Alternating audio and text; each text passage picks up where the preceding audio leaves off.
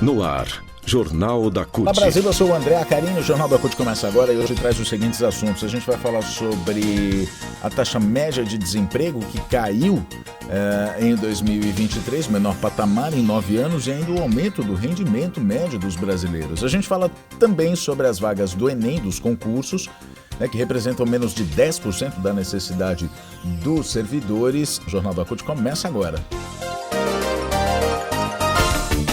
Rádio CUT. Aqui a classe trabalhadora tem voz. O Jornal da CUT começa então falando sobre o Enem dos concursos públicos. As vagas para esse Enem dos concursos públicos, chamado de Enem dos concursos públicos, representam menos de 10% da necessidade dos servidores que o governo tem atualmente. Desde 2016, o Estado já vem perdendo muitos profissionais, foram 70 mil até agora. A taxa de reposição, que é a conta daqueles que saíram com os que se aposentaram, mais a reposição desses funcionários. Em 2016 essa taxa era de 100%, ou seja, zerava a conta. Só que desde então está em queda. Em 2019 chegou a 23%, em 2021 35%. Agora com o novo governo aumentou um pouco, 66%. Um dos motivos para essa taxa de reposição é a queda na abertura de concursos públicos que a gente viu acontecer durante os governos de Michel Temer e Jair Bolsonaro, que aparentemente podia ser uma economia de recursos, é um prejuízo para a população. A secretária adjunta de Gestão de Pessoas do Ministério da Gestão e Inovação de Serviços Públicos, a Regina Camargos, diz que esse apagão de servidores é uma característica de governos que não investem em políticas públicas. Aí ela diz, contratar para quê se não pretende atender a população? É assim que eles pensam. Uma vez que outro governo retoma as políticas públicas, ele vai precisar de gente. Por quê? Porque não tem SUS, não tem escola sem funcionário. Isso sem falar que o setor público é um empregador importante. Esse serviço público, o setor público, estrutura o mercado de trabalho, é a balança para que não precarize ainda mais os postos de trabalho. Na tentativa de minimizar esse impacto, o governo Lula tem feito alguns esforços dentro do que o orçamento aprovado pelo Congresso Nacional e o teto de gastos possibilita como manobra. O mais representativo até agora foi o lançamento do Concurso Público Nacional Unificado, que é também conhecido, como a gente disse agora na chamada da matéria aqui dessa reportagem, Enem dos concursos. O concurso oferece 6.640 oportunidades de nível médio e superior, dividida entre os 21 órgãos públicos participantes. As inscrições já começaram no dia 19 de janeiro, vão até o 9 de fevereiro, no site Concurso Nacional Unificado. Dirigente da CNTSS, Confederação Nacional dos Trabalhadores na Seguridade Social, Sandro César, integra a mesa de conversas com o governo federal que debate a questão dos servidores, e ele afirma que, embora louvável a iniciativa do concurso unificado, representa uma gota no oceano. Segundo a especialista em gestão de políticas públicas e professora da Universidade Federal do ABC, Gabriela Lota, o governo tem pela frente dois desafios: reconstruir as políticas públicas que foram perdidas nos governos anteriores e dar conta das novas demandas. A pesquisadora diz que várias promessas de campanha não se cumprem por falta de pessoal para trabalhar. Agora, o que vemos é a retomada da base de dados, dos cadastros, do próprio Bolsa Família. Isso não tem um impacto de sensação positiva na população imediato. E ainda não estamos em condições de olhar para frente, diz ela. Um caso emblemático nos últimos anos é a fila do INSS. Agora a gente fala sobre os impactos da falta de servidores.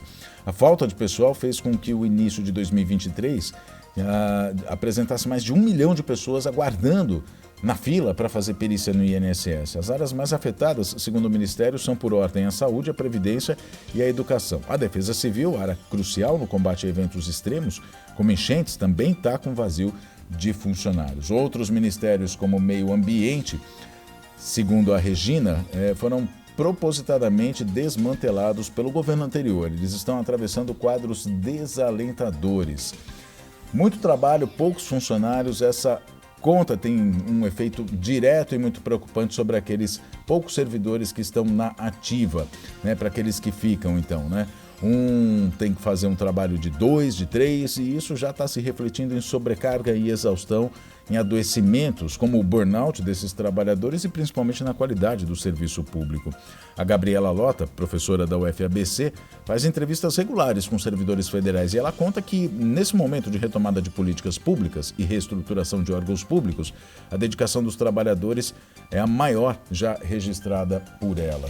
Ela diz o seguinte: eles estão trabalhando dobrado, fazendo turnos extenuantes de até 16 horas para ajudar o carro a andar. Isso desde o ano passado. Mas adianta esperar esse nível de dedicação por 4 anos? Eles já estão exaustos, né? Diz a pesquisadora. E aí a gente volta então a falar sobre esse concurso, né?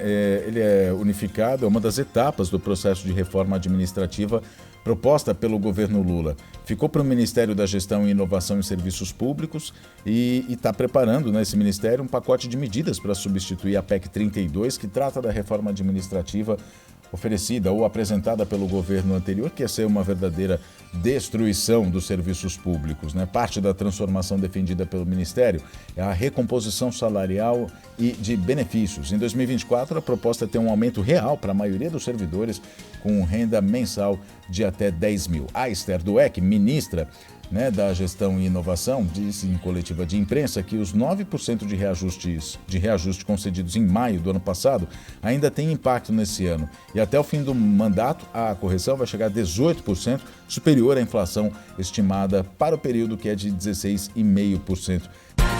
Notícias. Agora a gente fala sobre índices econômicos e do mercado de trabalho, principalmente, né? A recuperação econômica do país já deu resultados positivos nos índices de desemprego. Ano passado, a taxa média ficou em 7,8%, é o menor resultado desde 2014, que na época ficou em 7%. Na comparação com 2022, quando a taxa de desocupação chegou a 9,6%, o recuo foi de 1,8%. Ou de 1,8 pontos percentuais, né? Os dados são da Pesquisa Nacional por Amostra de Domicílios Contínua, a PNAD contínua, do IBGE, foram divulgados nessa quarta-feira. O valor anual do rendimento real habitual também do trabalhador foi estimado em R$ 2.979, é a média do que ganha o brasileiro, né? Tem um aumento de 7,2%. R$ 199 na comparação com 2022. O resultado chega perto do maior patamar da série, em 2014, que era R$ 2.989. Outro dado positivo foi o aumento de empregados com carteira e sem carteira assinada, que atingiu o patamar recorde em 2023, com um crescimento de 5,8% no ano, chegando a 37,7 milhões de pessoas, o mais alto da série. Também o contingente anual de empregados sem carteira assinada no setor privado mostrou um aumento de 5,9%, chegando a 13,4 milhões de pessoas, pico da série. A tendência é confirmada, segundo o IBGE, quando se observa a queda na população desocupada na média de 2022 para 2023. Houve uma redução de 17,6%, chegando a 8 milhões e meio de pessoas, ou seja, a população está voltando ao trabalho. A população ocupada média voltou a bater recorde da série e chegou a 100,7 milhões de pessoas em 2023, um resultado 3,8 ponto percentual acima de 2022. Frente à média de 2022, que era quase 80 ou quase 90 milhões de pessoas, representa um aumento de 12,3 pontos percentuais. O nível médio da ocupação, que é o percentual de ocupados na população em idade de trabalhar, também cresceu e chegou a 57,6% em 2023, 1,6% a mais do que em 2022. A taxa anual de informalidade teve um leve recuo, passou de 39,4% para 39,2%, enquanto a estimativa da população desalentada diminuiu 12,4%, alcançando 3,7 milhões de pessoas. O número de trabalhadores domésticos cresceu 6,2%, são 6 milhões e 100 mil pessoas.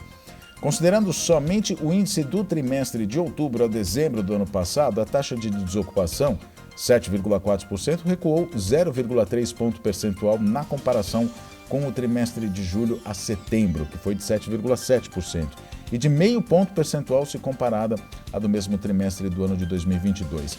Foi a menor taxa de desocupação, a gente lembra, desde o trimestre encerrado em janeiro de 2015 e a menor para um trimestre encerrado em dezembro, desde 2014. O número de empregados com carteira de trabalho no setor privado teve alta de 1,6%. Nesse rol não estão os trabalhadores domésticos, né? Isso no último trimestre do ano passado. Considerado o ano inteiro, o número de empregados com carteira de trabalho no setor privado teve um aumento de 3%, chegando ao ápice da série da PNAD contínua, que são 37,9 milhões de trabalhadores. Bom, e um resumo de tudo isso, então, é que a taxa de ocupação, só para ficar bem claro, a taxa de ocupação está crescendo, empregos estão sendo gerados, é a menor taxa de desemprego desde 2015, né? Ou melhor, de 2014, e o rendimento médio do brasileiro também está crescendo, isso resultado, inclusive, da política de valorização do salário mínimo, uma luta da CUT e do movimento sindical. O Jornal da CUT fica por aqui, muito obrigado pela sua companhia. Nós nos falamos na próxima edição, até lá.